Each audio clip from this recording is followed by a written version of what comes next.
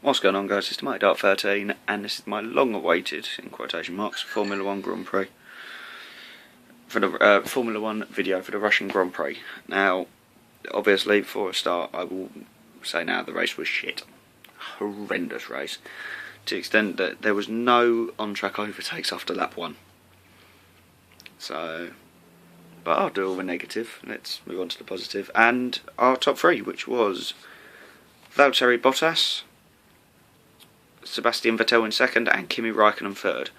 Now, I have obviously not been that impressed with Bottas, to be honest.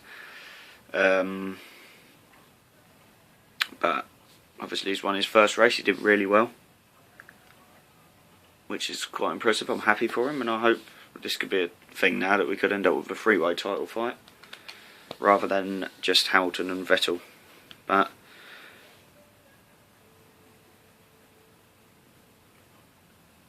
obviously, in terms of talking points, one of them was the crash between Jolyon Palmer and Romain Grosjean. Obviously, what's happened is Grosjean's gone. I believe Grosjean was on the outside and Palmer's gone into him, if I remember rightly. Once again, Fernando Alonso out for McLaren as well with the MGU-H failure. So, not a good thing for McLaren. Obviously, he's not here for Monaco. He had his first IndyCar test and was clocked at 222 miles an hour at one point. But going back to the Grosjean-Palmer crash very quickly, I personally think Palmer was at fault. The FIA said, or the steward said it was a racing incident, so no further action, I believe. But personally, I think Palmer was to blame. In terms of other race moments, you had Massa getting straight out of Bottas's way, but when it came to Vettel, taking quite a lot of time. So, I mean, Massa not exactly endearing himself to his former team there. But, yeah, overall, not the best race. I mean, away from the race, the news we have had is that Sauber will go to Honda power units from next season. Which, I mean, make of what you will of it. I personally don't think that Honda are there yet.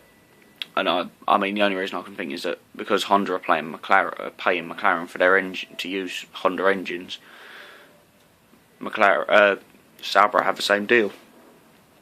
So that's the only reason I can think of that Sauber have gone over it all. Is it a good idea? For Honda, yes, because it means they get more test running, they can do more with the car and develop it quicker and try and get it back to a good standard. In terms of Sauber, we'll look at the McLaren this year. I mean, I don't think there's been a race where both cars have seen the checkered flag. Van Dorn, obviously, in this race, finishing in front of both Saubers, which I think is something, unless Honda really pull something out with the engine, is what we'll be seeing a lot of next year.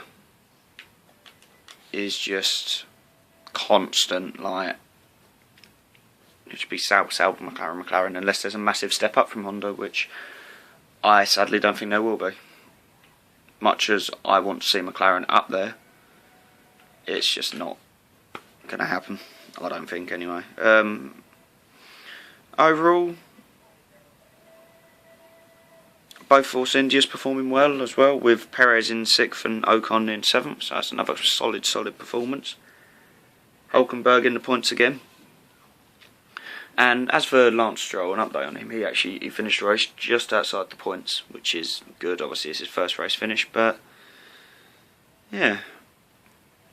As for obviously Daniel Ricciardo in terms of Red Bull, he went out with brake failure, which, I mean, he said that he looked in the mirror and his wheel was on fire, so not good, but then again, what can you say?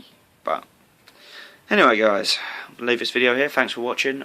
I'm not going to say when the next one's going to be out, because I hate tying myself to things, because it's just a pain in the rear end. I am going to sit down at some point and sort out a schedule for my videos, and then obviously once I've sorted that, that'll be put in my descriptions. But yeah, Anyway guys, thanks for watching. Please like, subscribe, share, all that good stuff, and I'll see you in the next one.